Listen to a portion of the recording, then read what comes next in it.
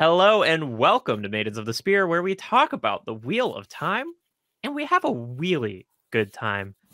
And today I'm having a really good time with my really good dark pal, Vic. No. Hello, Vic. Hello. Hi. Sorry, I mean, definitely not a dark pal. No, but don't roll your eyes like that, right? So it's definitely, I'm not a dark pal. And I will literally go to my grave saying that I'm not a dark pal. And I'm curious as to why you think I am and why everyone thinks I am. And I think that maybe that says more about you than it does about me. I think that that's very true. And maybe I need to examine my own internal biases. Thank you. Vic, let's talk about episode 5. Yeah, I would love to. So, episode 5, let's just walk through it again. I mean, do you want to give us a quick, like short summary of what happened in the lead up? Like, give us your summary of episode 4, because we've heard your summaries of episodes 1 through 3. Massive. Of the whole episode 4. Just like short, just like, like what do we need to know previously on episode 4? Perrin and Egwene, they're walking. That's sort of their whole thing, that whole episode. Then we have the second storyline is Matt and... Did I miss this? Did Glee die? Glee stayed behind to fight the Fade. Okay, so Glee is not dead, because once again, unless we see a confirmed kill, always alive. Because in this episode, they were like, Glee is dead. And I'm like, Glee is not dead. We did not see Glee die. It's like they don't even know the rules of television. It's like they don't even know the rules of television. Glee is not dead. Glee is going to come back. They just did this 2 episodes ago with my angel Nynaeve. So we know it's not true. Yeah. Anyway, so they're in a barn. That faction's in a barn, and Rand and all of them are in a barn. And then we have Rosamund Pike and Regina and all of the other Aes Sedai are at this little camp with Nynaeve, and we find out Nynaeve, she's a witch. She's a very powerful witch. She's a ding-dong witch. And she heals, which is very cool. Like, that's her big thing, is like she has an explosion and heals literally everybody. And not just Lan, which it was weird that she was like, Lan is the one I want to save, which we'll get into later. But then we have that green Aja dies, which was really sad. Rennie. And then the warder is like, and his axes explode everywhere, killing everyone. Then we have that Nynaeve thing that happens. And then, they castrate Lotion, which was, I thought, interesting. I mean, they had to do it, I think. Because he was too powerful, and it seemed like he was going a little bit. He was a little cuckoo banana pants. So it makes sense. And then they're like, "All right, let's hustle it to White Castle," and that's sort of what happened there. Yeah, great. Very good summary. So, episode 5, we open on a funeral. Right out the gate. Yeah. So interesting that they buried all of them together, because it was like the opposing army for Lotion, right? It was Lotion's army. It was Lotion soldiers. It was, I assume, some other warders who didn't make it, maybe. But I think it was mostly Lotion's army. I don't think it could be, because they made this whole big deal about like Aes Sedai and warders going insane if each other die, and it being a huge deal. And so wouldn't there be a bunch of other Aes Sedai that are like, no? Good point. Yeah, it probably is mostly just Lotion's army that they're all burying together. But it was just nuts that then they were like, yeah, all these people that were attacking us, we're going to bury in a circle with, what was her name? Karenni. I was just like, how interesting. And our sad sack warder that is left behind that did kind of almost kill everybody is even sadder, if that's possible at this point. He's very sad, yeah. Do you know his name? I really want to say Kyle, but I know that's not correct. It's Kyle. What is it? I'm not going to tell you. So Kyle the warder is very sad. Because Kyle's freaking bummed to heck. He is so unbelievably sad. And he's a real bummer. He's a real bummer for the rest of the group too. I absolutely get it. I'm just pointing that out as a fact. He is a real bummer. He's got the horse and he's like holding the horse with all of Karenni's stuff, and has like all of, it's like her stuff. And I think one of her boots is still in the stirrup. Yeah, the old backwards stirrup boot. They really What is focused on that about? Is that a thing in the book? I don't know. I guess it's an indication that the writer did not make it home. I see. Okay. So yeah, Yeah, that's not in the book. And as a general rule, like in the books, warders exist as like sidekicks. And it's implied that they have their own, they are their own like organization with customs, but it's just never explored very much. Gotcha. So all the looks we get into like the warder culture in this episode, those are innovations of the show because they're really not explored into much detail. It's so horny, like top to bottom. Warder culture is just like very horny. Is it not? It's pretty horny. So we have the funeral. They're very sad. And then did you catch that everything after that is 1 month later? Oh, no, I did not. Wait, what? Everything after that is 1 month later? Yeah. So here was the funeral, and then I missed that completely. What? So they're all just wandering for a month?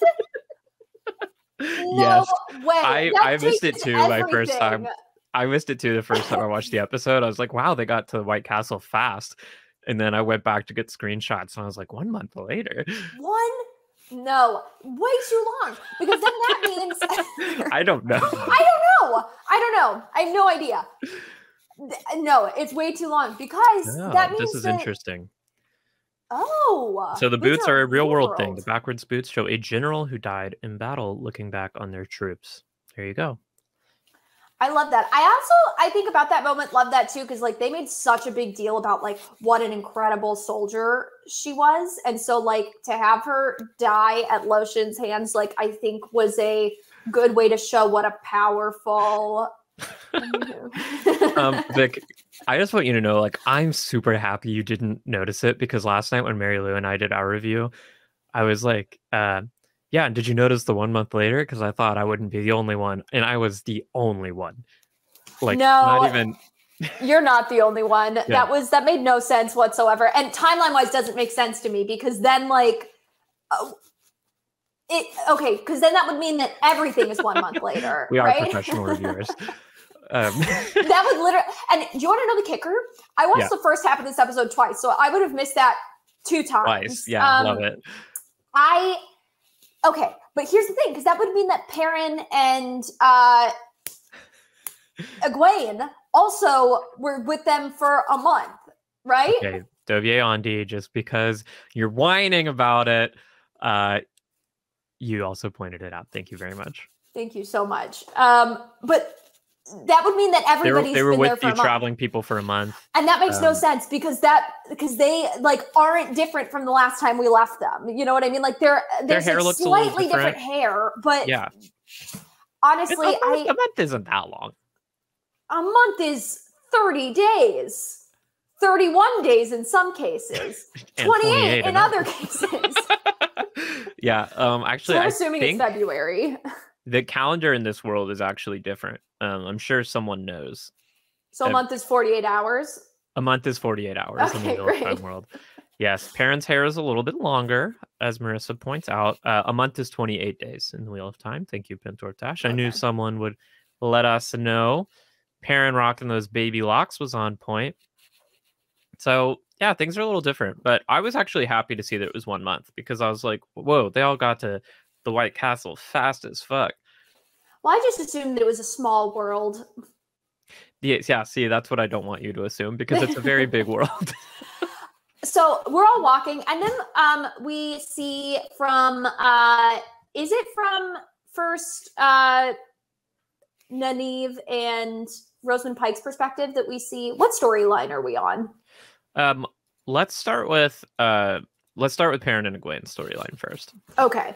So we don't even see White Castle. We're not even at White Castle. They're literally on the outskirts, and all of a sudden, Boys of the Light are like, halt. You need to stop and tell us what you're up to. What authority do they have is my question. Are they like some weird like Interpol No, it is a self-bequested authority. It's kind of like the authority of the KKK or like a gang. It's like they just decide they have authority and they have it until someone tells them they don't. And I understand. And literally led to, I think, the funniest scene I've ever seen in a fantasy. Yeah, this it was very sweet in their thought of it and stuff like that. How they're like, we're gonna stand and we're gonna be nonviolent and stuff like that. But it is just like the boys of the light just all of a sudden just like smacking them and them being like, we're gonna keep standing here, and then all of them just getting smacked and continuing to kind of stand up. It was just like, come on, guys, we need a new plan. My only other thought is like, come on, why, Egwene, Perrin, why are we standing there? We know that these guys have spotted us once already. They set up that we're never going to forget your faces. Hop in the wagon. What are we doing? Right? Yeah. Like, they're just like standing there, like loitering. Get in the wagon. We'll figure it out later. We can ask somebody what they said. I agree. They did this. They put everybody in danger. This is their fault. They did. And I love them. I'm their friend. And then they run away. And Vic, when they're running, did you notice these faces here? Yes. Yeah.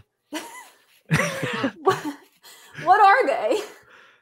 It's like just a nod to the books. So because we are in this like far, far future and many apocalypses have passed, there are just a lot of collapsed societies all over the place. Oh, and I see. In the books, like anytime they stop next to a large rock, they're like, huh, this rock looks like a face, or this rock looks like a hand, because like they're all statues.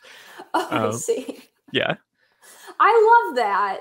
Just everything is a statue in this Just world. Everything is a statue. The tree, statue. The cloud is a statue. It's all a statue. Yes. So they run. The traveling people do their little non-violent direct action link arms, and the White Cloaks go full on cop riot.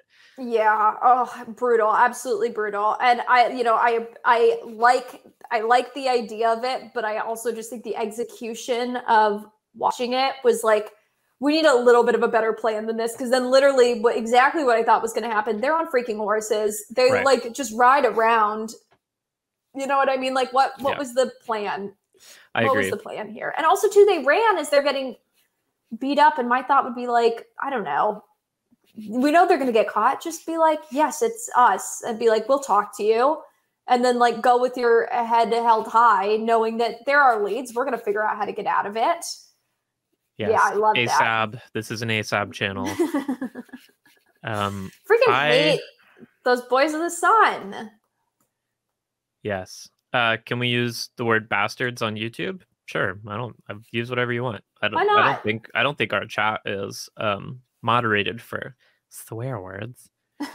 Say whatever the fuck you want, Marissa. Ooh. Ooh. I love that. That was fun. Yeah.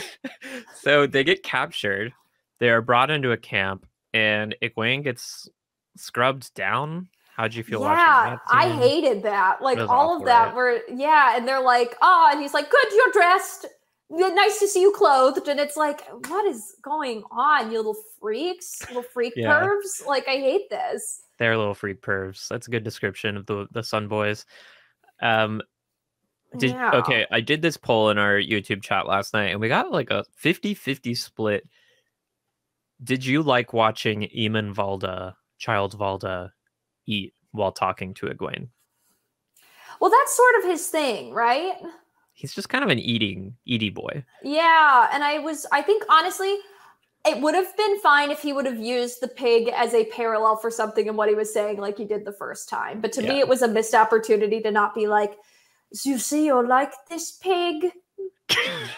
Stuffed with apples, whatever it ends up being. Right. But like, I don't know. I would have liked something there. Another dumb villain speech.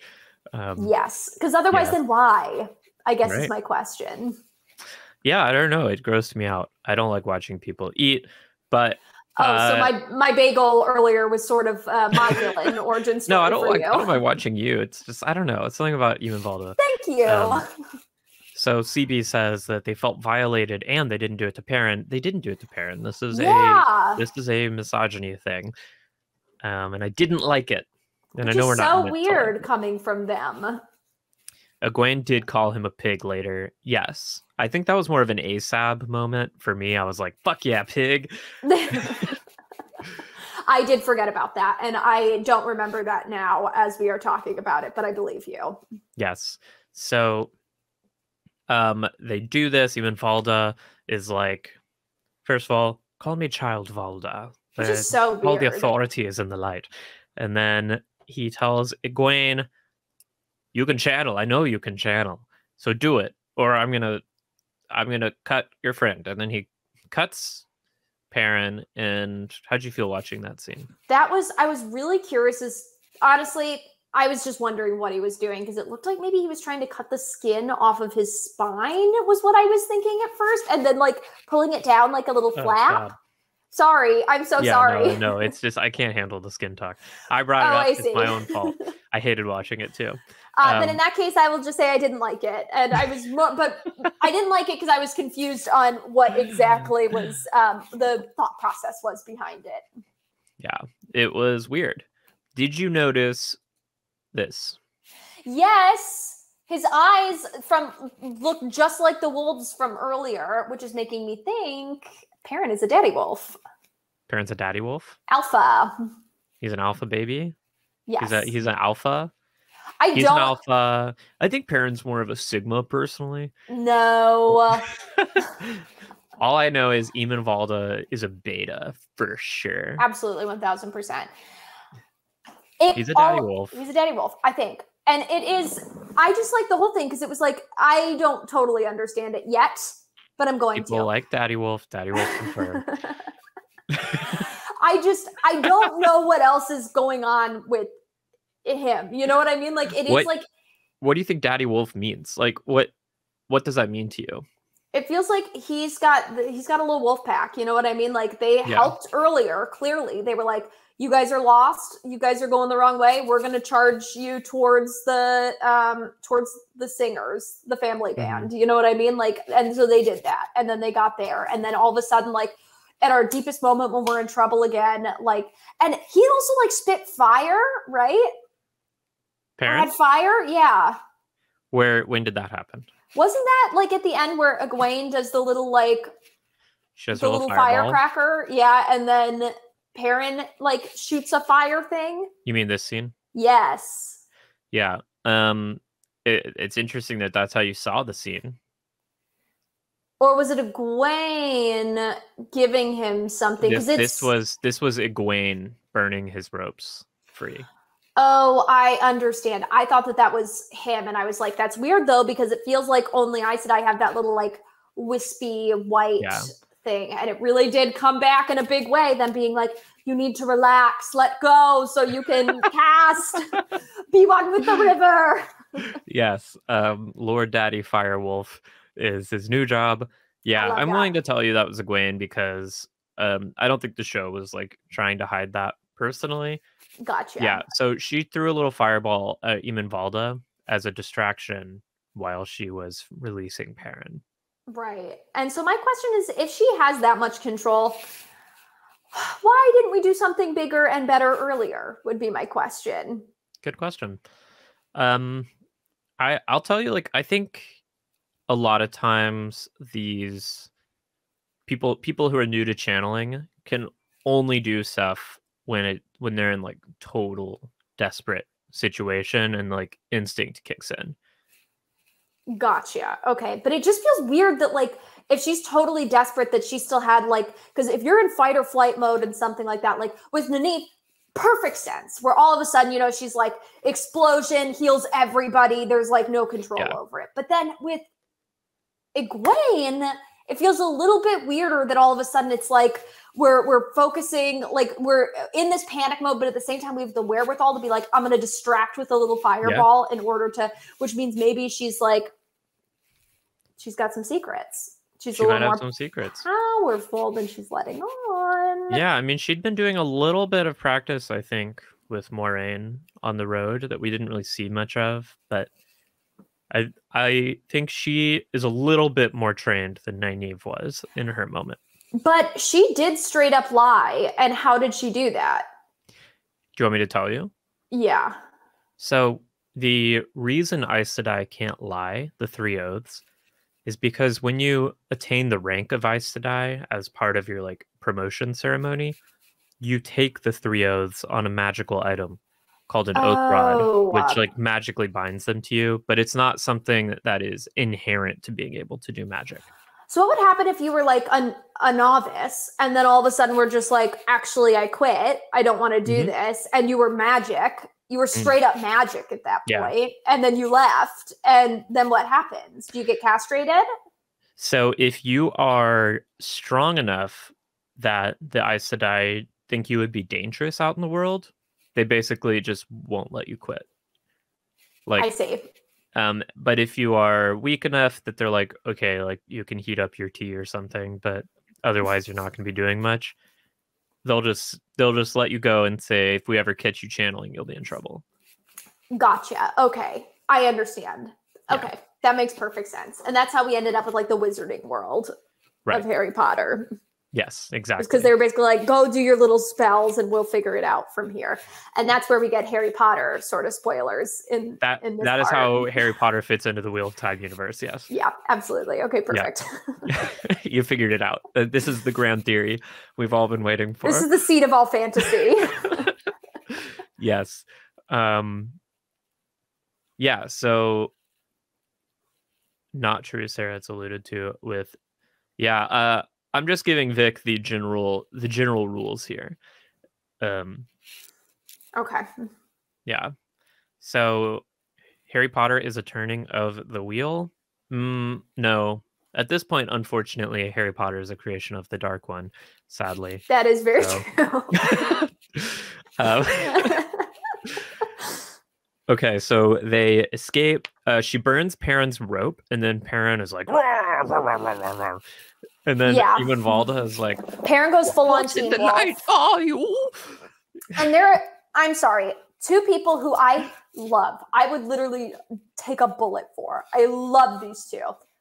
Dumbest dum-dums I've ever seen in my life. They stab his shoulder and are like, bye. Yeah. What's going on? Like, honestly, it really does feel like such a missed opportunity. I know that it's You think they should have killed him? Yes. Because he's not only presenting a danger to them, but is obviously presenting a very real danger to other people. She has the wherewithal to like steal the rings back, but not to like finish the job. You're then just leaving him open to do this to other people. Yeah, I don't blame them for this. Like, I think you're right at a rational strategy level.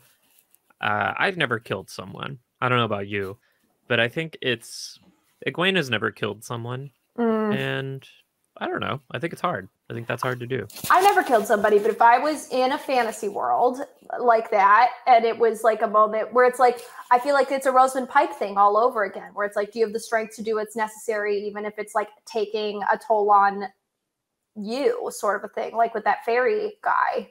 Yeah. Yeah, as Articus Woodvar points out, Perrin and Egwene aren't cold-blooded killers. Sure, but I would argue like cold-blooded killing would be like the killing of that family in the barn. Right. I don't think this is actually a cold-blooded killing if it's like a Dexter sort of scenario. Again, this is a Dexter seed plant. Yeah. Then later on, people sort of thought about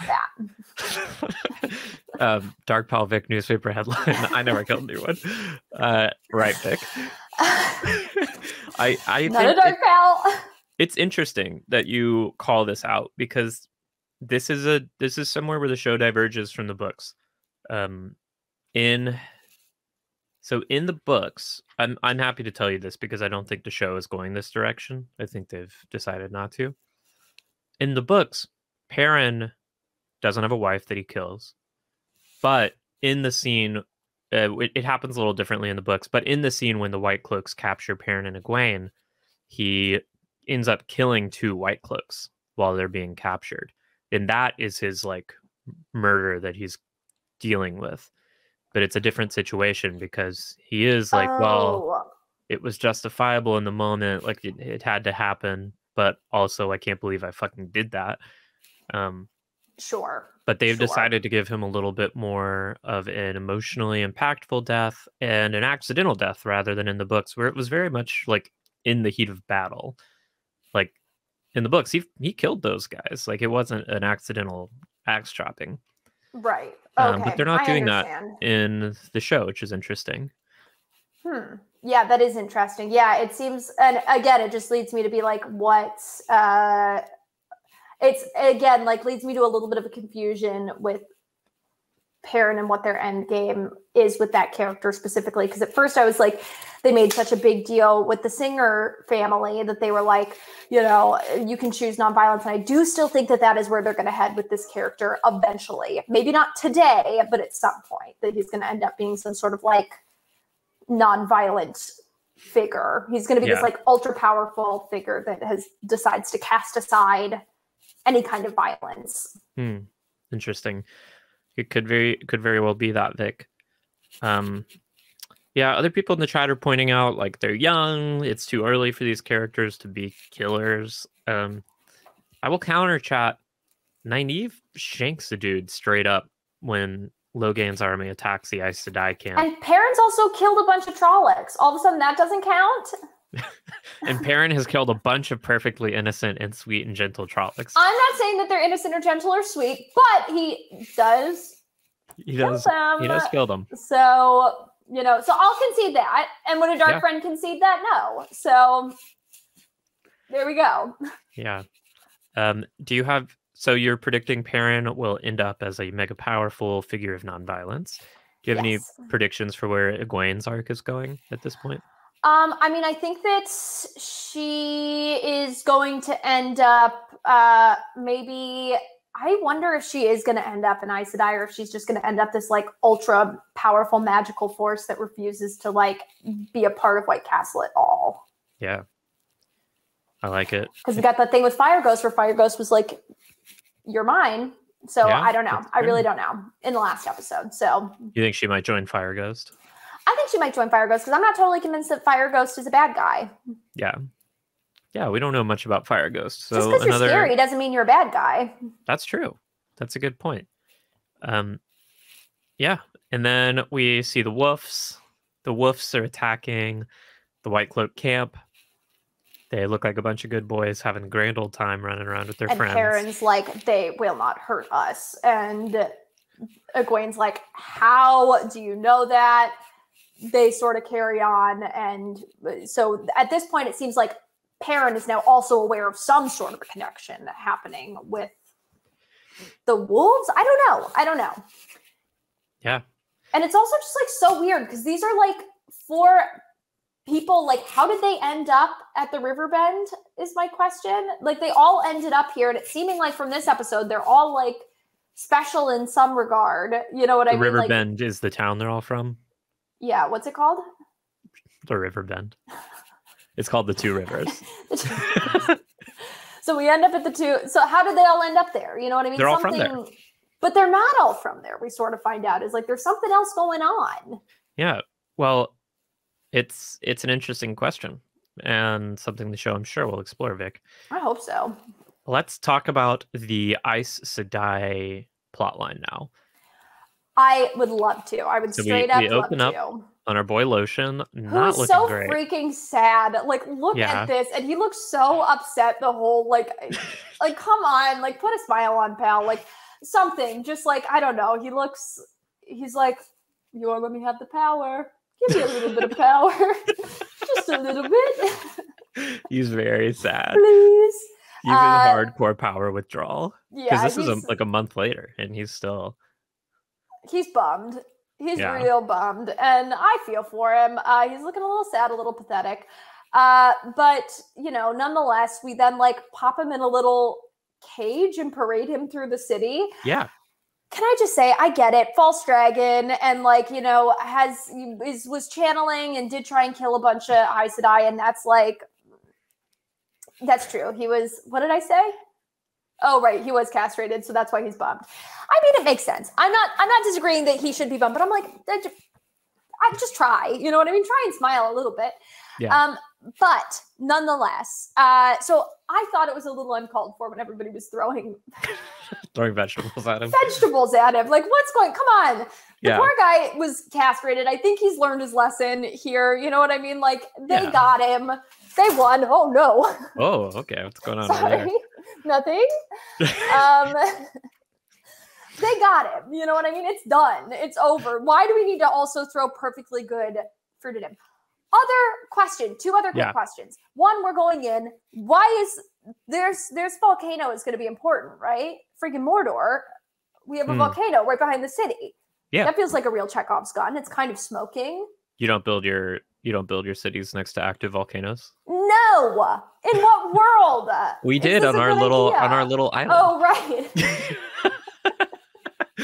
Vic and I played a game of the Quiet Year where we built a town between two volcanoes. Volcanoes. So, you know what? I stand corrected. Maybe it keeps them warm.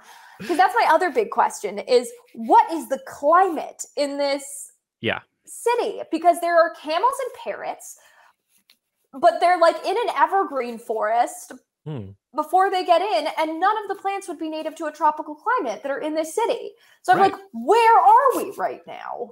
I think the implication with the camel was the camel is not book canon. I will say. I see. I think also, the camel. Creature-wise, why do we have camels and parrots, but then also like Trollocs are a thing in this world? And like, what animals are like sentient and talking and which aren't? But like wolves are connected to Perrin and sort of like people, but yes, as Josh Gates points out, the persimmons are in season. Yes. Which also too, is that a way? What is that like? How they would pronounce persimmons in the UK? Oh, what do they say? They say persimmons. The persimmons are in season. I've never heard that in my life, and it did. I've never heard persimmons either. I also don't think I've ever tried a persimmon, so I can't really. They taste like somewhere between an apple and a pumpkin. Vic, do you remember the name of the city? The city? Yeah. That we're in right now? Yeah. Yeah. What's the name of the city? Big city. Big city? Big town. Town. I don't remember what the name of the city is. I am gonna guess Vader. Vader. Close. Yeah. Yeah, so the White Castle is in Vader. Yeah. That does actually sound right. It's pretty close. It's a two-word name for the city. The initials are TV, if that helps. Town Vader. Town Vader. They're in Two Vader. They're in Two Vader, which is the home of the White Castle. And the White Castle is massive. I was not expecting it to be that big. Yeah, it's very big. I have a picture of it for you. Let's get that picture of the White Castle. Oh, stunning. Yeah. Stunning with that freaking active volcano. And they're just suspended in the middle of a moat. Yeah, it's a river, actually. They're an island. It's a river island. Cool. I love that. Yeah. It is also, if you like look at the maps in the books, it is I'll pull up a map for you another time, Vic. It's very much vagina shaped. Oh, great. Yeah. So sort of really hammering home the sort of like Aes Sedai run this town. Yeah. Great. Exactly. I love that. Yep. So the active volcano, as you have pointed out, will come into play. It's got to. And I assume you think it will explode and destroy Two Vader?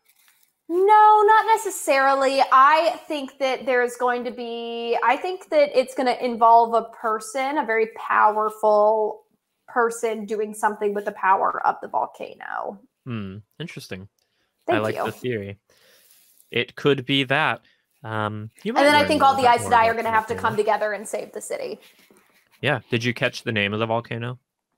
Mordor. Of course. So what is the name of the volcano? Do you want me to tell you? Or do you want to stick with Mordor? No, I'm going to stick with Mordor. Okay. So I'm not going to remember. I really want to say I'm going to remember, and I would like to hear it, but at the end of the day, I don't think I am going to remember. Yeah. So we'll stick with Mordor. And on second thought, I'm not even sure that they say the name of it in the episode. Okay, great. Fantastic. So we are back with our warders. We have the little ceremony where Ivan and Maxim wrap Kyle in white. Right. And And he's he's like, like, I what a never bummer. I wanted. haven't done this since my dad died. And we get Right. this super sad scene. And I have a question about warders in general, because what it seems like is warders all come from, I think hearing his story, what was so interesting about that is it was like, oh, it really does feel like that idea of, you know, like when they tell you, like, in any kind of, like, if you consume any kind of media where they talk about like addiction or alcoholism or anything like that, and they're like, don't jump right into a relationship right after you get through like rehab or anything like that, because you really need to focus on yourself and work on yourself. And it really does feel like he went from being an alcoholic to then jumping and becoming addicted to this relationship with Karenni. And so now all of a sudden he's like not a person anymore. And Are it you seems saying like it's unhealthy to go directly from a life of addiction and emotional abuse into becoming magically permanently bonded to another human being? I'm just throwing out, maybe it's not the best option. I'm saying maybe let's sort of like figure out what does Kyle like? You know what I mean? Yeah, Like it's interesting. what are my interests? What are my thoughts on who I am as a person outside of being dependent on something or someone else? There just throwing it out there. Just a thought. There is definitely like a fairly unexplored, I think, level of codependency about the Warder Aes Sedai relationship. Yeah, which honestly to me is a tick in the Reds column, where they're just like, yeah, we're supportive of each other and we're doing it together. Again, not that I like love the Red as a group, but there is something interesting there to be like, yeah, there's something a little weird about those relationships. And then you have that other guy that was like, yeah, my dad tried to kill me when I was 5. And I was like, guys, I really do think we should maybe be doing a little bit of digging into that and maybe healing that part of ourselves before, because now we're just like one-upping our trauma here. And I'm like, I think all of this sounds like a red flag and we should maybe take a step back. The Warders are interesting. They, as a group, and this isn't something that's really explored much in the books, but I think the show is pointing it out. Like, who are these guys who go agree to become, permanent magic bodyguards for these people? And a lot of them are going to be coming from fucked up backgrounds where it's like, well, what else do I got going on? Like, or like some people that are really like needing that purpose or needing that family or something like that, which also leads me to a prediction. Because there was that moment where Kyle was like, Lan, you lose Rosamund Pike, and then let's see how you feel about it. Sure. That makes sense. I'm figuring that out at this point, I think. But I appreciate that, and I hear that. I also think that, what does this say? Oh, people have healthy childhoods probably don't leave their homes to become Stockholm fighters for witches. I'm going to disagree there. I would also say there's a lot of people that maybe are just like bored, or, like a firefighter. Like, who becomes a firefighter? You know what I mean? Like, maybe it's something similar, bad hours, but have some sort of a right for some sort of a higher cause or justice or wanting to serve a community. What was I saying? I lost my train of thought. You were talking about Warders. You were talking about... So prediction. I think that Lan is going to lose Rosamund Pike in some way. What makes you think that? Because there was that whole thing where they were like, you lose Rosamund Pike and then you tell us how easy it is to jump to the next person. And I think because Lan had so much like chemistry with so many different people, but it seems like they're maybe kind of setting up Nynaeve and Lan to be a thing. And so I wonder if there's going to be a moment where like they choose to detach from each other. That could happen. That's a prediction I'm making, is that they are going to lose each other in some way, shape, or form. I'm not necessarily saying that Rosamund Pike is going to perish. Right. But I do think something like that is going to happen. So to what extent do you feel like you understand the nature of the Warder bond? I would say I'd understand, like, if I'm getting a grade and I'm being tested on the intricacies of the Warder bond, I would at this point maybe get a C-. Well, what do you think it is? It's a magical bond where it seems like there's a lot of training that's involved, and then the Aes Sedai pick which warder they would like, and then they are magically bonded together. Mm-hmm. Yeah, and essentially what it lets them do is it lets them feel each other's feelings. They can't like read each other's thoughts, but they can feel each other's emotions. Right. So I don't know. So could an Aes Sedai choose then to like let a warder go? Is that possible? Well, Moraine asks Alana that later when Alana's eating an apple in her bed. They're having a little slumber party. Oh, right. Also just like sizzling with chemistry. I like this whole episode, I was just like, this show is just horny, is honestly what it is. And so I am now assuming that nobody is sexually attracted to anybody unless it is explicitly stated, because I can't be wrong about this anymore. I literally can't. It's breaking my heart. Everyone, all the actors are so hot. They're all so hot and they all have so much chemistry with one another that I'm just like, I at this point am refusing to believe that anybody is dating anybody or has any kind of feelings towards each other unless it is like laid out. And even then I'm gonna be like, I need a little more proof. Matthew, you're right. It was a persimmon. A persimmon. A persimmon. Persimmon. Persimmon. I love that. Okay, so Kyle comes and drops the ring into this lovely little fire thing. And he is bummed. He's more bummed than Lotion. Very sad. This little ring of molten metal, which I like. This is not in the books, but it's a cool little tradition. Really cool. And then I hope they make rings from that too. That would be very cool to me. Mary Lou said the same thing last night. So we get some looks at Moraine's room. How do you feel about the architecture of the White Castle? I'm curious where they are getting this budget from to make all these rooms and to keep these rooms empty for years. Like, that's basically what they were saying is I'm just like, what is her position that she is like able to keep this like stunningly beautiful? She's a Aes Sedai. But so she just gets this room indefinitely at this point? Wouldn't she be like, hey, let somebody take my room and I'll take a guest room for a little bit? Yeah, so the White Castle is like thousands of years old. It was built thousands of years ago. Sure. And it has way more rooms than there are Aes Sedai because the numbers of the Aes Sedai are dwindling. Gotcha. Okay, so they're not like really hurting for this. My question is it really the wisest thing in the world to keep all of your magical people in the same place at the same time?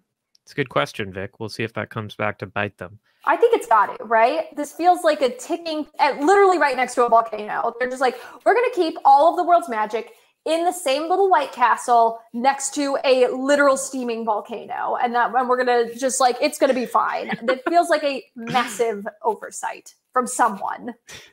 Yeah. I totally agree. Like this castle is insanely massive. Yeah, I 1000% agree. Tax the witches.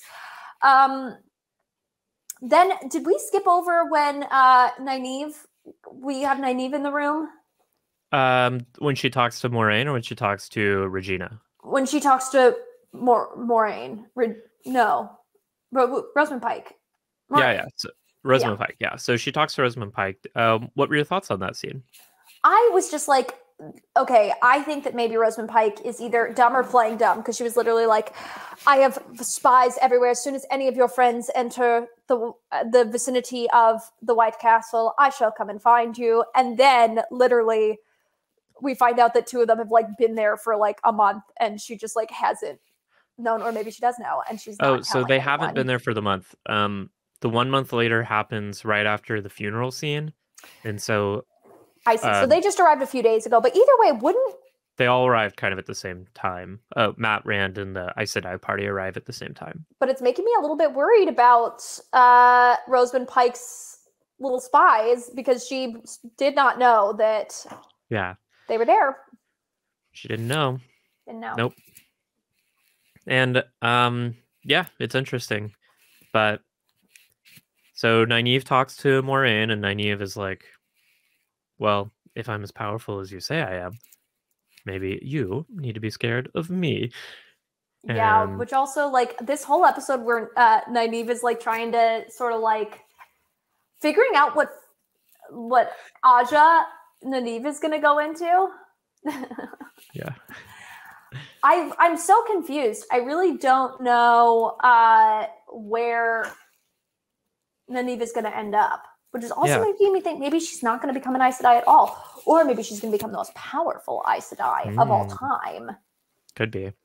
So those are my predictions. She either will not become an Aes Sedai at all, or she will become the most powerful Aes Sedai. Did you catch when Moraine and Leandrin were talking, and sorry, when Rosamund Pike and Regina are talking, and Rosamund Pike is like, "Oh well, I don't think she's become a red. Like, you don't think the yellows will have her?" Did you catch what the yellow Aja's thing was? They're healers, correct? They are healers. Right. Okay. So do you feel like that's a potential landing spot for Nynaeve? I do, but I also think maybe it's too obvious. And she is constantly in green, which is making me think maybe it's a little nod to that she's going to end up in green for some reason. She does seem to like Lan. And the greens are cool as heck. Yeah, Yeah. and she likes Lan, which maybe means that it would be, yeah, I don't think that she'll end up in red. I really don't. But I also I think maybe it's a misdirect that she's going to end up in. And also, too, again, sizzling chemistry. I'm assuming they're just friends. This one's interesting. This one, I'll tell you, Vic, because this relationship doesn't exist in the books, but in the plot summary for the episode on Amazon, it mentions these two characters having a complicated history. I see. Again, I'm assuming that complicated history is, just that they, somebody stole a spell book or something like that. I'm not. I can't put my heart out there anymore. You can't have your heart broken. So I'm just saying, there's nothing sexual happening to anyone ever in this book unless it is explicitly laid out for me, and then I will believe it. Yeah, that is possibly a safe bet. But the show, I think is, I don't know. Because it's not in the books, I will speculate with you. I think there's something going on here. I read this as they are exes. Now, I did read too. I read a creepy theory I didn't like, where someone on Twitter is like, well, we don't know how old they are relative to each other. And I'll tell you, Vic, Aes Sedai age super slowly. Like, they can live for hundreds of years. Ooh. So they look like they're the same age, but we actually don't know how old they are relative to each other. Oh no. And someone was like, well, if Regina were a full sister when Rosamund Pike was a novice, maybe there was an unhealthy relationship there. Oh, that actually would completely check out. It would also completely check out. It's like because Regina's the one being the aggressor in this, not aggressor, but you know what I mean? Who's being more forward in this situation. And it is you can see Rosamund Pike being yes, no, yes, no, yes, no, putting those puzzle pieces together in her head. And my gut reaction was just oh, it's it is a little complicated, but maybe it's even more complicated than we ever could have known. Yes. Oh, I hate that. That is just the theory I saw on Twitter that I thought was worth mentioning because it totally grossed me out. But is viable, I think, based on what we've seen, but it would be very yucky. I'm with you, Boggy. Very yucky. And I totally agree. I hope that's not it, but I prefer them simply as exes, and Regina is just needs to get over her. Yeah, totally agree, because she's already trying to sabotage her with Nynaeve, and is let's talk about Rosamund Pike. I have things to say. Yeah, totally. I love watching her try so hard to be nice with Nynaeve, and clearly it's so hard for her. She doesn't know how to be friendly and kind. Yeah, it's very cute. Yeah. Who do you think of the actress playing Regina?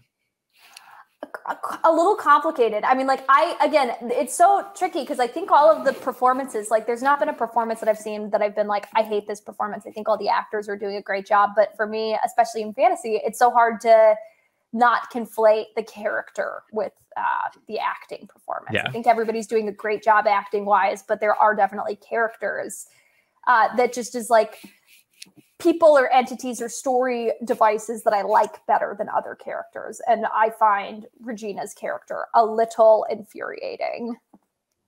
Yeah. She's very infuriating. And so then we have the whole Kyle scene. So first we have Kyle has his little statues. Did you get a good look at those little statues? Yeah, they look like little tombs. You want to see them?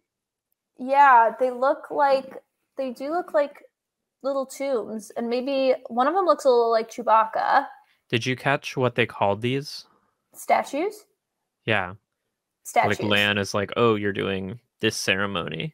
Yeah, and it sounded like they were dangerous. Like they were like locked. It was about, am I crazy? Was this the thing where they were saying that they were like locked in there? Inside the statues? Uh-huh. They're locked somewhere. Could be inside the statues. Maybe they're just rocks. Yeah. Maybe they're not actually statues. Maybe they are just rocks. They're purely just rocks that just happen to look like this. Yeah. Yeah, it could be. So Kyle was doing a little ceremony, floating some incense around these little guys, and then Lan is like, I'm a little worried about you. I'm going to stay with you tonight. Which I think was smart, but it seemed like maybe Kyle was like, I knew that this was going to happen, because then requested that sleepy tea and then just gave it to Lan, correct? Yep. So this was such a bummer. Very sad. And they had such a cute little scene where Kyle's like, I've never been with a man before, and let alone two. And I really thought the direction was going, Lan was going to be like, do you want to be? Do you want to? I also 1000% thought that that's where they were going with it, which again is why I'm like, the show is just horny and you got to keep that in mind. And so nobody is actually in a relationship. Nobody's dating. Nobody likes each other in this world. It's just platonic unless explicitly stated. Yeah. And and then I thought it was for sure going to cut to like Rosamund Pike in her room being like, oh, what is this? Yeah. And I will tell you this, Vic. I'll give you a little bit of insight into what these things are. Okay. Just because people in the chat are talking about it, and I want to talk to them about it. So these little guys are bad guys. Yeah, that's what I thought. They were like locked. They were locked. They're little bad guys. And they are locked away. And this is just a little ritual where Lan is like, oh, you're doing the ceremony to like keep these things away from you. So like these are little bad spirit things that he's like warding away from him, like getting rid of bad luck. I understand. And just because I know some people have been confused about like, well, why would they have statues of these bad guys? Yeah. That's why he's not praying to them. He is making like appeasement offerings to keep them away from him, to, dismiss the bad juju.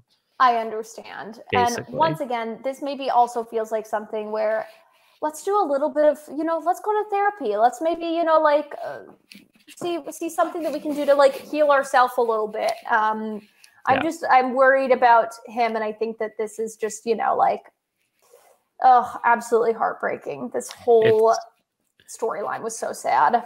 In the moment, I was confused. I was like, this is an interesting little ceremony. And I kind of thought it was just an Easter egg for book readers who were like, I know what those little spirit things are.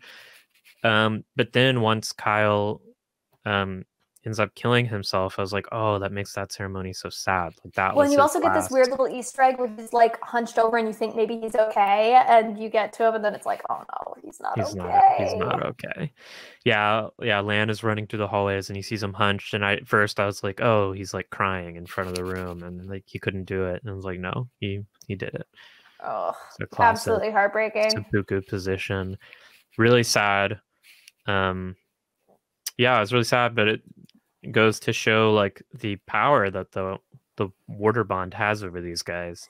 Yeah, and you started this whole episode with him burying Karenni, and then it ends with everyone burying him. And it's funny because it started with like him in the middle of the circle, and then it ends with him in the middle of the circle of people. It was very all in white again, which I thought was very cool. Yeah, it was really, really sad. And that's a great point. I hadn't noticed that parallelism there. I like it. Good eyes, Vic. Thank you so much. I'm full of good ideas. Once again, so unbelievably horny when Lan is like pulling his shirt open. Is that a part of the book? So this is like a new little ritual. This is part of that just warder culture that's being explored further. Sure. So no, it's not explored in the book. As far as I understood the ceremony, he's kind of being appointed as like the grief bearer for the group. So he is just feeling it, like I don't think it's meant to be horny, but I think when Daniel Henney, this actor, is involved, it's simply can't not be horny, Yeah. even when he's burying his very, very sad friend. Yeah, he's literally like bearing himself to this room, and it's just like, oh, yes, yeah. okay, great. Do Yeah. Do it. Yeah, it is. This is a grief scream. The little Wolf of Wall Street. Yeah, I was wondering about that because it is, unfortunately, it's hard not to see that and not think of Matthew McConaughey. So it's hard not to at this point. Yeah. But I like the scene. It was powerful. I like the Tibetan throat chanting. Like, one thing I really like that the series is doing is exploring so many non-European like cultural traditions and facets, because I feel like Western fantasy, like, not to bash Lord of the Rings or your Games of Thrones and Game of Thrones explores it a little bit in Essos, but I'm tired of like the fantasy Europe shit. And Wheel of Time just isn't that. So I'm glad it's so much more global. Yeah, it's just cool to see them sort of like doing their own thing and making it, trying. Do you know? All right. This sounds like some freaking, what is this, Star Wars Firefly shit. Get out of here with your this is a fantasy channel. We don't talk about Klingons and Worf and Star Wars and Han Solo piloting the Enterprise here. We would never talk about Harry Potter or Lord of the Rings. No, those are fantasy. Those are safe. Oh yeah, those are safe. Yeah. We love those. Yeah. I mean, Harry Potter, we love Lord of the Rings. We love Lord of the Rings. Harry Potter's complicated now. Harry Potter's unbelievably complicated right now. Yeah, I don't care about, Star Trek and Malcolm and Cylons and Captain Picard fighting Daleks or whatever. Clone High? Now Clone High, that's some good stuff. Okay, that we like. Yes. Alan Bird says they saw a great review from someone who follows Buddhism and had a great take on the themes of the series. That's interesting. I'd love to see that. Yes, Wheel of Time is totally fantasy. There's a lot of sci-fi to it. That's for true. Roasted. I'm getting roasted in the chat, I know. Well, that's what I get for trolling sci-fi fans. And naming more sci-fi than I think I've ever heard of in my life. Yeah, let's move on. So this is kind of the last scene in the whole episode, and we get Nynaeve and Moiraine being very sad for Lan, and then here we freaking go. I had a revelation about what's going on with Matt, but we can get that when we get there. We have this weird little scene where finally he's like, "Oh, White Castle, we made it!" And so Rand and Matt finally made it to White Castle. They're thrilled. They're so excited. They think all of their friends Rand and Matt go to White Castle, right? They made it. They're here. They're so unbelievably excited. Listen, I had turned a little bit of a corner with Rand last episode, and then I proceeded to just be like so mad at him this entire episode. You don't like him this episode? He was so mean to my new favorite character. Like, top to bottom was such a jerk. I don't hate Rand. I think that that's too strong because I did really enjoy him last episode. I thought there was a lot to like about him last episode. This episode, I was a little frustrated with him from top to bottom because we met my new favorite character and he was so mean. Yeah. And I have a feeling I know who your new favorite character is. But first, we're in the town. We're into Vader. This guy over here is getting a haircut. Now, Vic, I thought that there was going to be something going on with the guy with the haircut because it felt like we were sort of like we saw him listening, and we kept panning back to him, and I'm like, am I missing something with this haircut? I was 1000% positive that there was like something going on there that I was missing, but it really does remind me because I love doing escape rooms, and when I first started doing escape rooms, before I really realized mechanisms and puzzles, I would get so caught up in like room decor and being like, it doesn't fit. This painting doesn't fit with this. It has to be something, and I would just like spend way too much time on little things like that. And then at the end of the game, I'd be like, what was the elephant poster? And then just be like, nothing. Do you notice anything in this shot? Yes. What do you notice?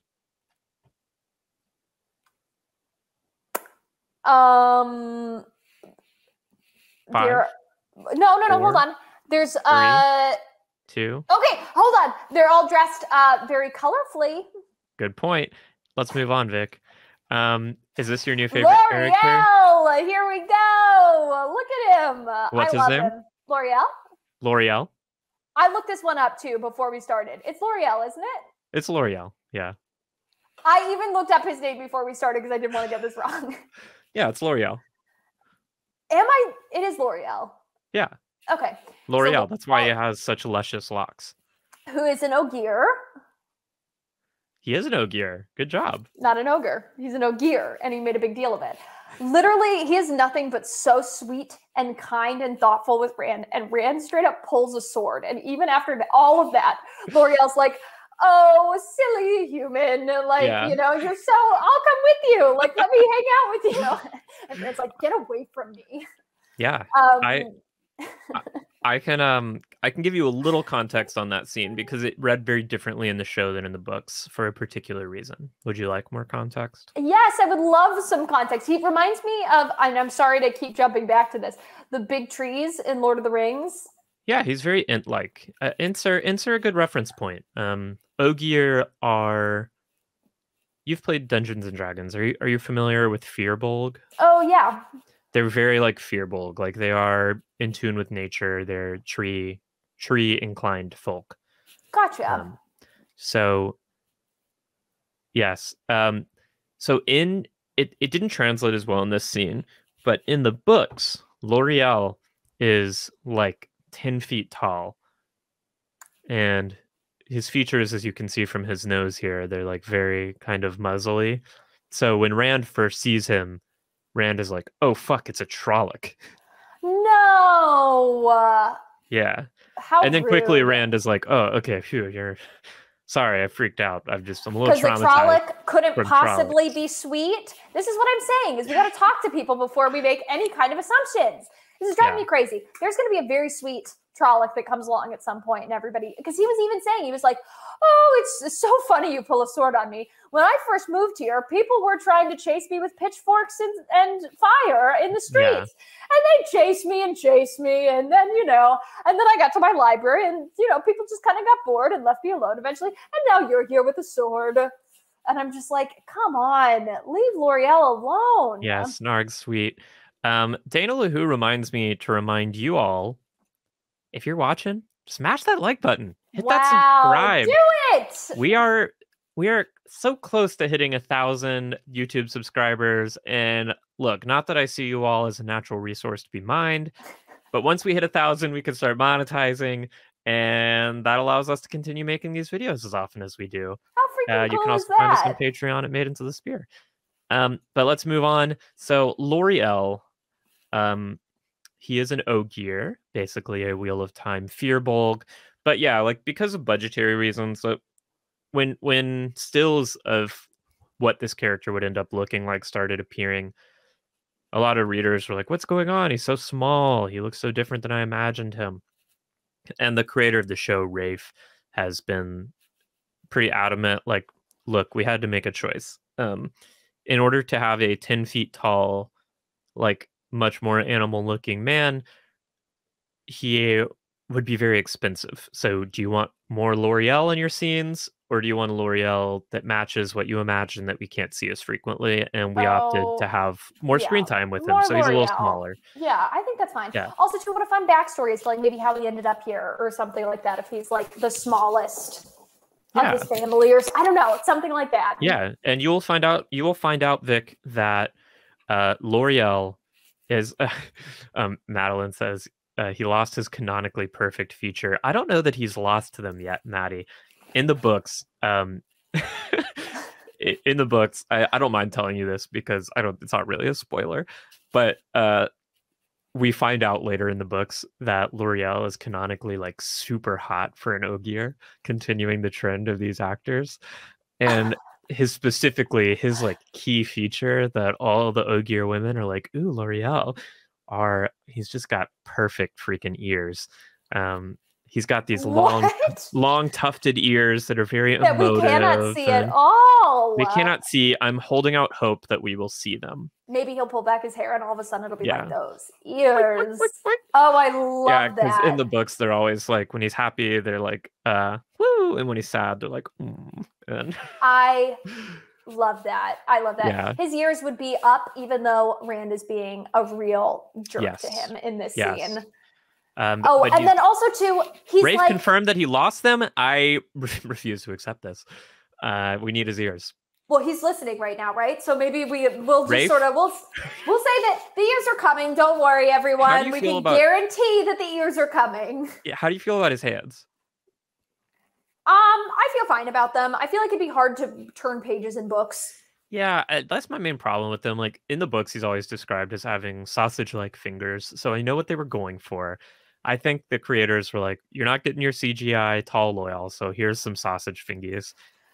And I just feel bad for the actor who can't use them. But Mary Lou and I talked a lot about his fingers last night, so we don't have to keep going on that. I like it because that means that he was getting spoon-fed like soup and grapes and things like that on set. And so I'm happy for him, actually. Okay, we got a question for you. How old do you think L'Oreal is? I think L'Oreal is shockingly young. I'm going to say for an Ogier. And so do we know how long Ogiers live typically? I do. Okay. So I'm going to say he's like 27. For an Ogier? For an Ogier. He's an Ogier 27. Yeah. He is closer to like an Ogier 18. No way. That's so young. But in human years, he is around 90. Gotcha. Okay. So, yeah, because he makes that whole big deal where he's like human so fast.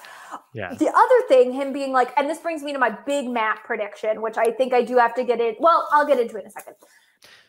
Do you like L'Oreal's voice and just style of talking? Yes. In general, I thought it was very fun and very reminiscent of like the sloths in Zootopia. Like, not quite, but you know what I mean? Like a little bit like, hey, we're doing it. It's fine. We'll get to it when we get to it. Like, always a fan of people that are just like, take your time. We're going to get there when we get there. Don't worry about it. Humans just like, are so hasty.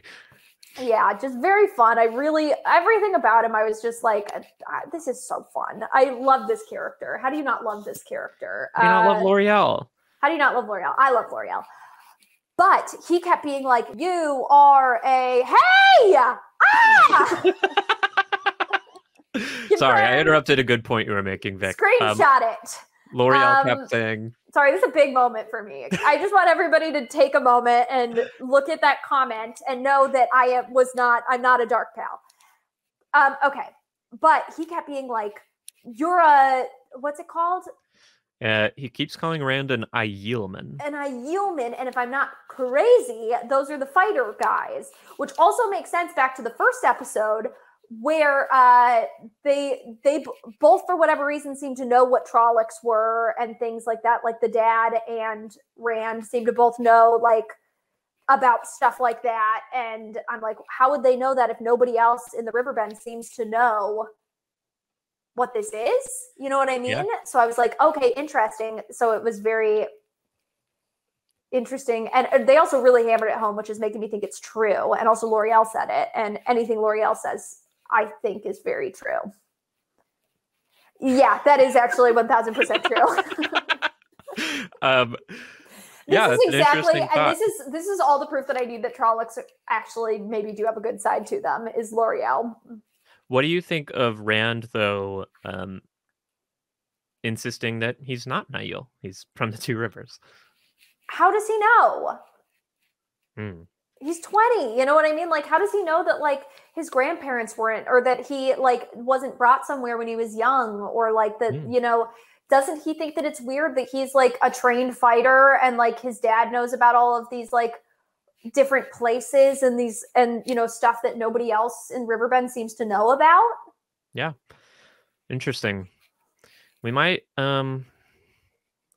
get answers to those theories. We'll see how they pan out, Vic. Yeah.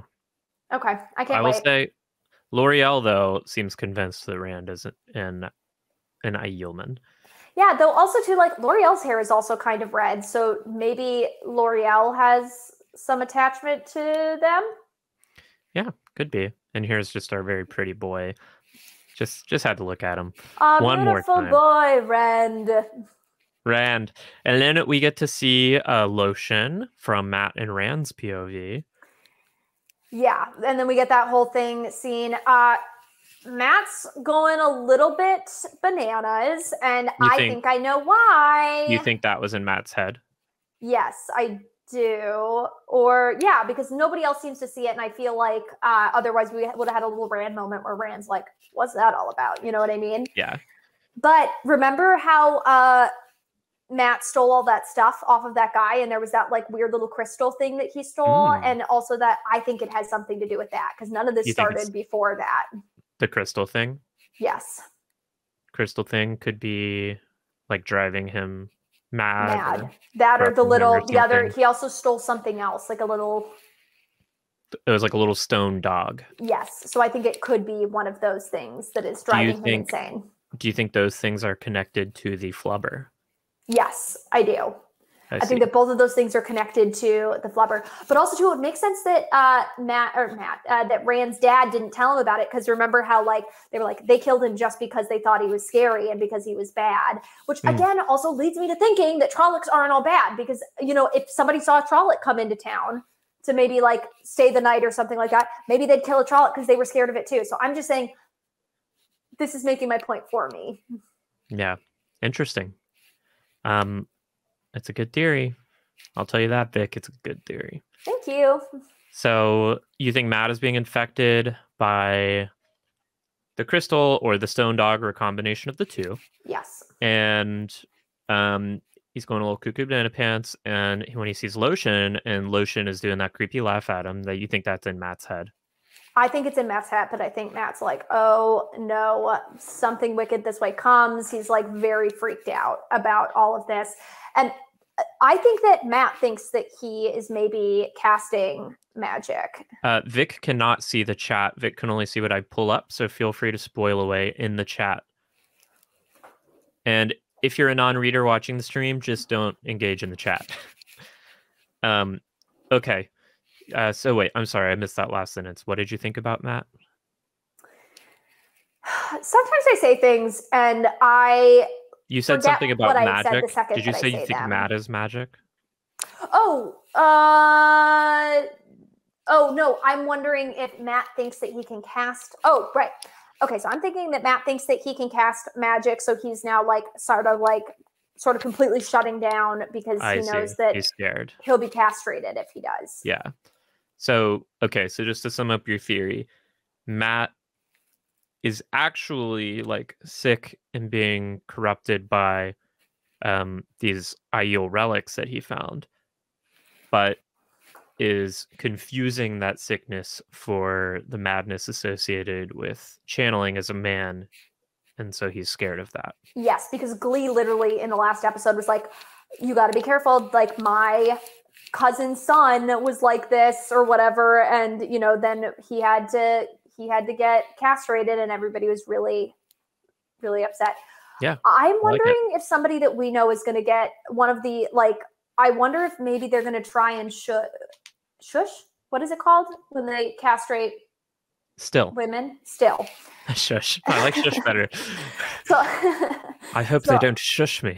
So I'm wondering if maybe they're going to try and shush or still Nynaeve or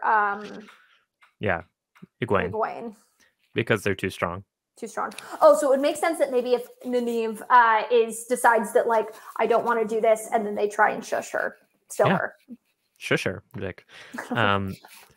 And that would be interesting. So yeah, so you think maybe Nynaeve is so powerful, but might refuse to become an Aes Sedai, and as a result, they shush her.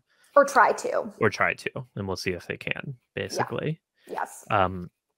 Speaking of our main girl, Nynaeve. Here we go. And we got this little scene where Loial was like, I heard you mention a woman from your village that had a braid. Did you know Ogier have access to the White Tower grounds? And I found this woman. And he just trails off in the background and they're ignoring him. And It drives me so freaking crazy. Listen to L'Oreal. He's the coolest. I honestly would I would just watch a series that's just L'Oreal, like talking about and I love doing L'Oreal. stuff. L'Oreal, I think it's quite clear, just from the little you've seen of L'Oreal. You won't be surprised. L'Oreal is a fan favorite character. Yeah, of course. Absolutely. 1000%. The ruler of my heart. Yes. And then, so Nynaeve is here, and Nynaeve like takes a look at Matt, and Matt is not doing too hot. And she's like, show me your tongue. Why? Yeah. Honestly, I wouldn't show her my tongue. Well, she's like the town doctor. Like that's a classic like healer, like back in the, it's not like, it's not like she has an X-ray machine. Yeah, that's true. I also keep completely forgetting that everybody straight up thought that Nynaeve was dead. So if I was in Matt's position where I'm like hallucinating and I saw Nynaeve, who I thought I saw die, walk in and is like, show me your tongue, I'd be like, get away from me. Yeah. L'Oreal is a fan favorite because he's so worth it. So how is his name? What is his name? I was so sure it was L'Oreal. It's L'Oreal. Is it? It's L'Oreal, Vic. Okay. But it's not spelled like that. It's not spelled like that. People are just having fun. Okay. Yeah, it's also not L'Oreal, but it's close enough and it's funny. So okay. Yeah. Yes. Yeah, Matt was being very cute. He's like, Nynaeve is alive. He was so happy. And yes, another just for you, Vic. I'll bring this one up. Oh, thank you. I appreciate it. And I needed that today. I really needed this today because sometimes enough people tell you you're a dark pal and then you go, am I a dark pal? And I know it's not true. You're being gaslit by the chat right now into becoming a dark pal. Sometimes so I do need to hear that and I appreciate it. Yeah. And then Matt goes all Smeagol Gollum on her for sure. Yes. And then Rand tells Nynaeve, I think Matt can channel. And Nynaeve is like, and Matt's like, what do we think the Aes Sedai are going to do? And Nynaeve's like, fuck the Aes Sedai. We're two Rivers folk. Which is again making me think that like she is playing by her own rules here. I don't know, like, because I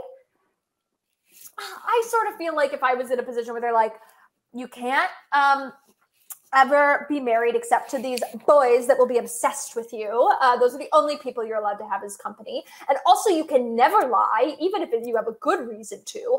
And Vic, you've turned it around on the chat now. Now the chat's questioning themselves. I'm just saying, hear me out. Like, I'm saying, so never, chat, I want you to think about this. Literally never have you been in a situation where your friend is like, hey, are we still meeting up for lunch today? And you're like, I forgot I had agreed to this last week. I'm exhausted. I have to catch up on whatever I'm supposed to be doing. I'm just going to say, hey, I actually forgot. I'm not feeling well. And so then, you know what I mean? And so I'm just saying, as an Aes Sedai, you could never do that ever again. You would just have to be like, sorry, I actually don't have the motivation to go to lunch with you today. That's worse. That's objectively worse. So Nynaeve plays by her own rules. Nynaeve might not want to be an Aes Sedai. She just wants to stick with her two Rivers folk. And I mean, her main motivation is just keeping her friends safe. And you gotta love that about her. I love that about her. I hope that she does turn it around and they try and shush her and she's like, no!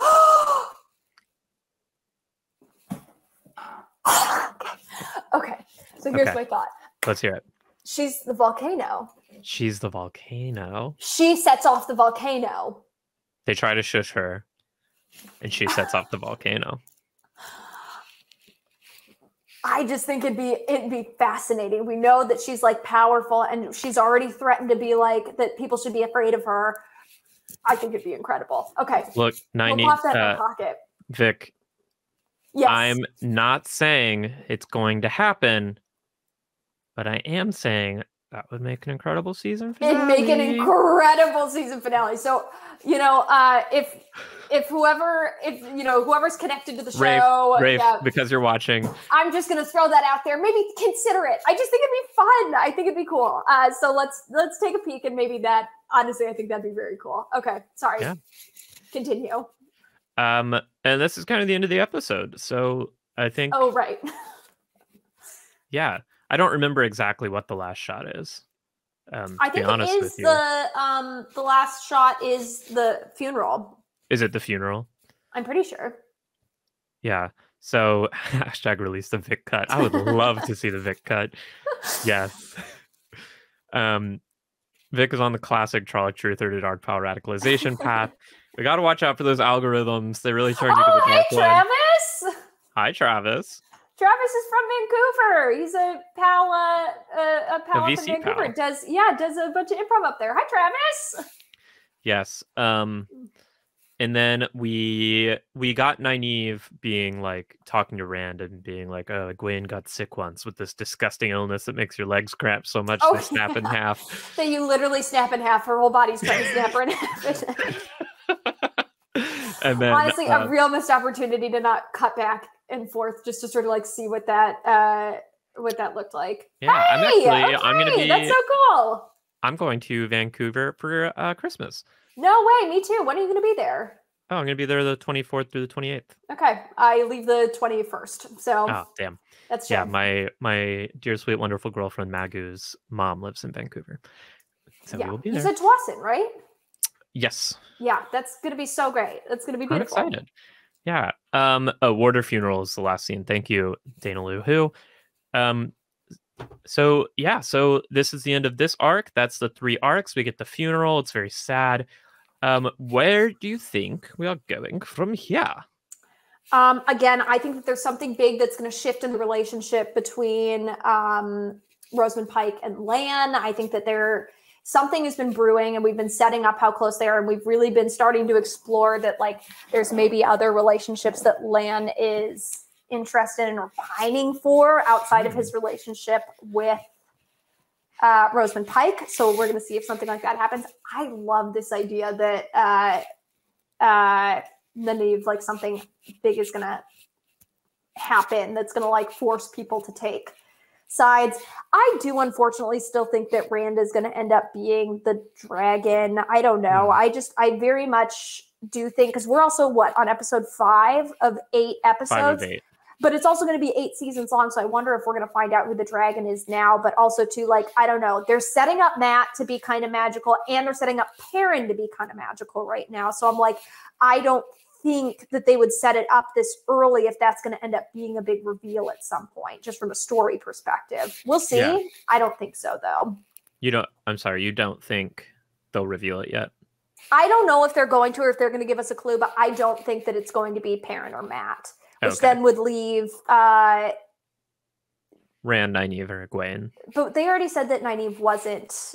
It was, and also didn't they say that the dragon was supposed to be like 20? So how then would Loshin even have been in contention for that? Isn't Loshin like 45? That's what Lan says to Moiraine. Yeah, so that automatically we know that out.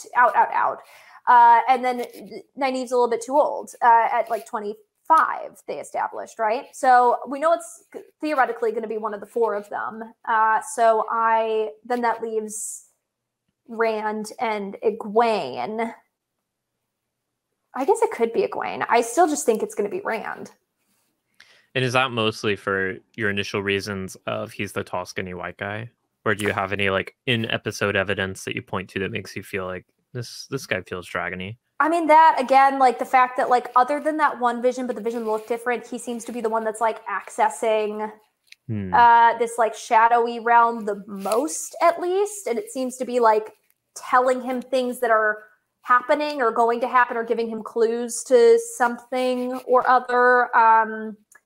He also, like, if he's also around Matt, who has this, like, crystal or the little statue that he's playing with, and that does seem to have some sort of influence. I don't know if it's maybe like Frodo with the ring, where it's like the person that physically has it on them is the one that's going to be affected.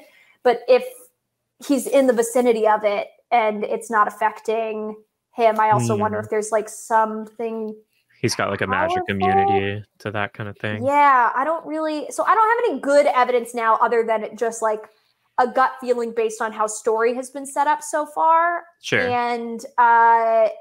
And just, and also just history of how, because when would this book have come out? The 80s? The first book was published in 1990.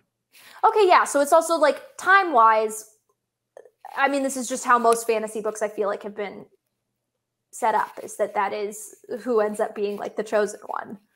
So it's, I hope that it's, I do hope that I'm wrong. I hope that it's something a little more like surprising or interesting, or maybe there's a twist on it. But we'll see, because I do like the world a lot. I think the world is really cool. So I don't know. I'm just interested to see what happens. And people in the chat are getting ready for the next section because they know it's coming. It is Ask Vic Your Questions time. So start getting your questions for Vic in the chat. But Vic, I think your reasoning there is interesting, and I think it's something I'd love to have a conversation with you about when you know a little bit more about the story, because I have some thoughts about it. I also have some thoughts on the way the book approaches the mystery of who is the Dragon Reborn as opposed to the show that I'd love to get your feedback on as a non-reader, but only after we see what the book does with it. The show does with it. But so while we wait for some questions to come in, overall, how would you grade this episode, and like how would you rate it compared to the previous 4? I did like this episode a lot because I feel like I got a lot of questions answered, because I know, like, coming into this, I was very confused about the warders and everything happening there. Overall, L'Oreal, A++. I love that character, and I think with that addition alone, it's going to be an A episode for me. Nice. I'm really enjoying the series overall. I'm having a good time. It's maybe an A- only because that text that said 1 month later, I missed. and I missed twice. And so I missed it too. So don't. So we're getting some questions coming in for ya. First question is, people want me to give you another 4 seconds on that shot of to Vader to see if you notice anything. Okay. So I'll give you 5 seconds. Okay. 5.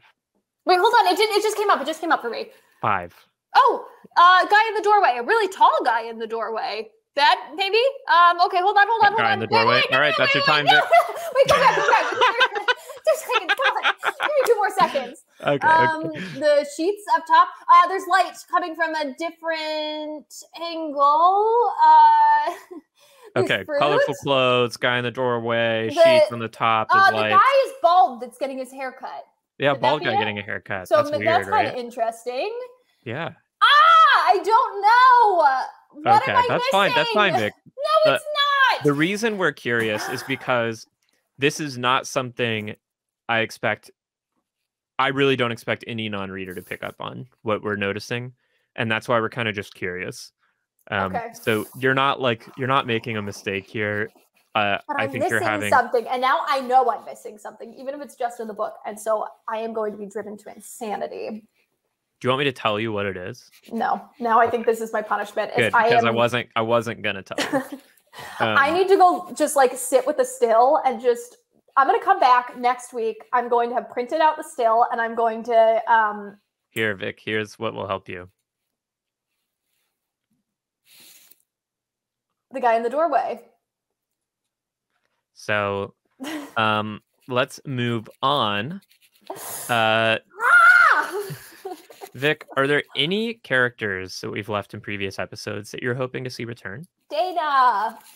I know Dana's not going to return, or I mean, like maybe in like a shadowy in that like. But again, I don't necessarily think that like shadow realm is a bad place. It just seems to be like a separate like plane of consciousness more than anything.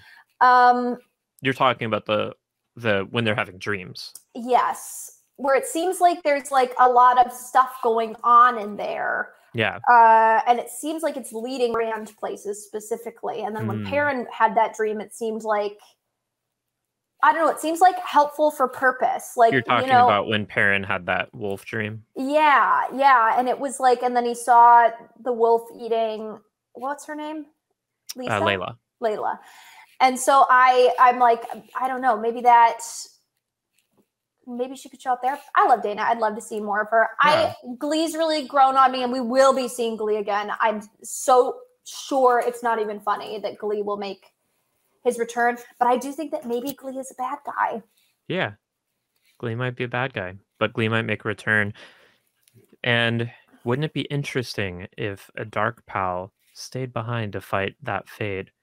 Because maybe he's just like, we got to try again. Let's regroup. Yeah. This was a bad plan. You're too early. Something like that. Oh, that'd be cool. So let's see what else we got. People want to know if you've been watching the animated shorts. I think the answer is no, right? I did not know that there were animated shorts. Should I be watching them? No, we talked about it before. It is like the bonus content.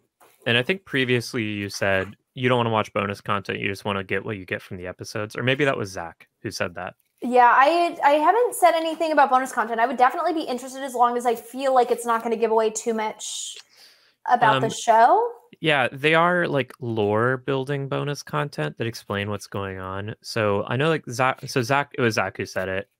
Zach said he doesn't want to watch it because he just wants to get what he gets out of the episodes. But it's up to you. I mean, you're consuming the content. Amazon is putting them out there. So if you want to learn more about how the magic system works, about the history of some of the culture, those videos exist, and you can watch them and we can talk about them. All right, maybe I'll watch some of the animated shorts. Yeah, that'd be interesting. I have not been watching them, but I would be interested in watching them. Yeah. Vic, how many Aes Sedai do you think are in the White Castle? 15. 15. No, more than that. 50, I'll say, because that's a massive castle. Yeah. And if the numbers are really dwindling to where they're giving freaking Rosamund Pike a suite, I think that it's got to be, I'm going to say 50. So there's like 50 Aes Sedai. Yeah, that feels low now, maybe. No, I'll say 400. Someone's asking about the rocks. What rocks are you most interested in learning about that you encountered in this episode? The rocks that are that hold in those bad spirits. Well, there's also those big face rocks. The big face rocks, but that feels maybe like a misdirect since we talked about it already. So I feel like there's a rock I'm missing. Unless I was misdirecting you. And okay, well, who's the dark pal now? The people in the chat know that I do on occasion misdirect you. Is that true? I don't lie. But you misdirect me on purpose? Not on purpose, but I just prefer. What I'll say is I don't redirect you.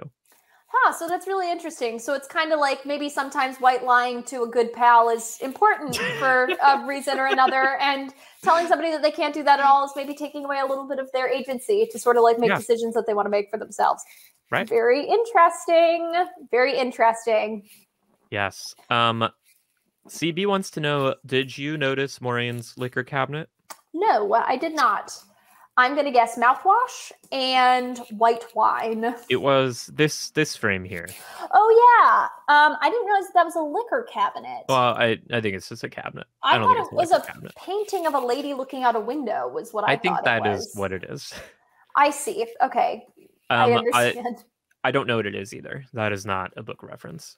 Yeah, I'm wondering if it's like, it seems like she's sort of kept it away. I wonder if she wants to be an artist. And people really dissuaded her from it. She really wanted to be an artist.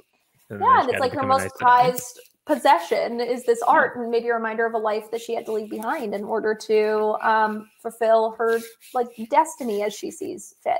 And then it really leads her to believe, what is destiny? Sorry, go ahead. Do you have any guesses? Did you notice you noticed Egwene take the rings? Do you have any guesses what Egwene's going to do with them?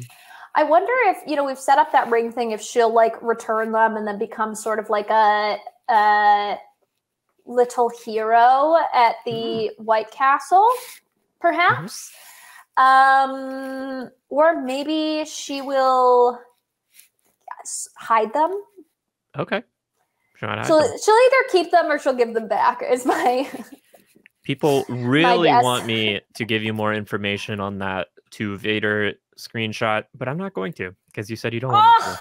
Okay, yeah, don't. Oh no! Wait. Nah! Okay, no, do it. Do it. I you want to know? Yeah, I do. Okay. I'll tell you. I will tell you. But how do I know that it's not going to be a lie? Now I'm worried that you're going to misdirect me. It's not a lie. I will tell you if I'm telling you the truth. I have not told you anything that was I have never like told you a thing that wasn't true. Okay, so you recognize the man in the doorway. Yes. This is the same guy, the peddler who was in the Two Rivers. Do you recognize him? No. No, I don't. Oh, but it was the one that Matt was like, oh, wait. So is perhaps he have something to do with why Matt has what did Matt get from him? Lanterns for the lantern ceremony. Right. So that's sort of nothing, but I do wonder if maybe he has something to do with why Matt is ill. But I still think that it has to do with that stuff that he stole from a dead man is my thought process on that. But still very interesting. And that also means something of significance, which I will not reveal until next week. Yeah, you don't want to spoil anything for us. I know. Thank you. I don't want to give any spoilers out. If you were an Aes Sedai, what Aja would you pick? Library. Brown Aja. Brown. Yes. How did you feel about the Kyle's sage ritual? With the little rocks. Yes. I honestly, it was a little confusing to follow because the story of it being evil spirits, I was a little bit confused as to what he was doing until I feel like I got a little bit more clarity as we were talking about it, but I was a little confused as it was happening as to what he was doing exactly. I see. If I'm being totally honest. What do you think about Perrin and the wolves, and why do you think they have a connection? Oh, Wolf Daddy. Wolf Daddy. Think Daddy Wolf, I think. Daddy Wolf. Daddy Wolf. Yeah, it's just very interesting, and once again leads me to believe that there's like something happening at the riverbend that like we're just not totally understanding, because there seems to be like this real hot spot of like now there's this guy that like into Vader is also in the White Castle, or the guy who's into Vader and near the White Castle is also like in this small little riverbend town. It really doesn't make total sense. So I do think that there's something deeper going on. What was the question? Why you think Perrin has a connection? Why do you think Perrin is Wolf Daddy? Right. Wolf? I see. So I think mainly, it was maybe a gift that was given to him. Okay. I wonder if maybe the dark power gave some gifts as sort of like just a way to confuse people. Interesting. And honestly, this seems like a pretty good gift. And so I wonder if maybe the dark power isn't so bad after all. Okay. You're really not helping your dark power case here, Vic. I'm not a dark power. I'm just saying, I don't know if I was the dark power and I was trying to confuse people, but they did say earlier that even the dark power doesn't necessarily know who the dragon is, right? And that's true. And Madeline wants to know, my dear sweet girlfriend Magoo. But I think you already answered this, Vic. The black flubber. Maddie wants to know what you think is, if anything, it's connected to, and you have said the crystal. I think it's connected the to stone maybe dog. the stuff that was stolen, because he would have stolen it, and then they would have been walking through the forest, and then in the forest, that is when they met that family that got killed. Correct? Yeah, that's correct. So I'm thinking that it does have something to do with that, or I guess like. Could like Dana have like spit in his mouth or something like that? Could be. Could have been. Madeline, that wasn't my question. I know that wasn't your question, Madeline, but I think I don't want to ask your question as it was phrased. And okay, fair enough. Yes. Someone needs to chart out Vic's dark pal path for a case I'm study. not a dark pal. I'm not a dark pal. Dark pals can't lie, and I am not a dark pal. Yes. I didn't say a pretty great guy. I never said that. I literally never said that. I said that maybe. Okay, I did say that. And I stand by it because, again, I do think that we are looking at perception. We are seeing this from the perspective of this group that doesn't really know what's going on, and from Rosamund Pike. And so I'm just saying, yeah, I can see from Rosamund Pike's perspective how she's like, the Dark One's bad, but I still stand by my big overall thought, which is that Rosamund Pike wants to know who the Dragon Reborn is so that way she can kill them for the greater good. Right. And on that note, Vic, with that key prediction, this will be the end of our Vic segment on episode 5. Vic, thank you so much for joining us. Everyone in the chat, thank you so much for joining us. The stream is not over, just this section for YouTube. So this has been Maidens of the Spear, where we talk about the Wheel of Time. And we have what do we have, Vic? A really good time. They still haven't said it in the show. We have a wheelie. They haven't said the wheel weaves as the wheel wills. No. Yeah, well, we have a really good time here. And the wheel certainly weaves as it wills here. And Vic, where can people find you? At VICMMIC.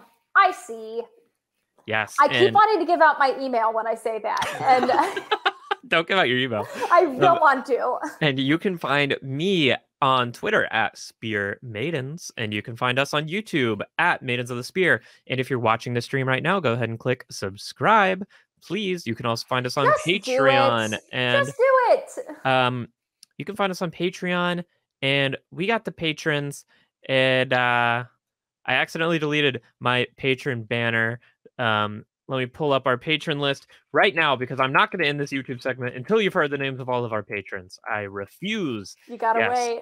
So we got Babs, Ash, Back That Ass Up, Natalie, Paige, Balance Gaming, Catherine, and Mistress Dovier, Marissa, DES.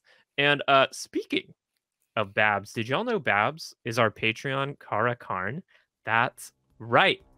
And we're going to talk to Babs right now. But until then, we are signing off.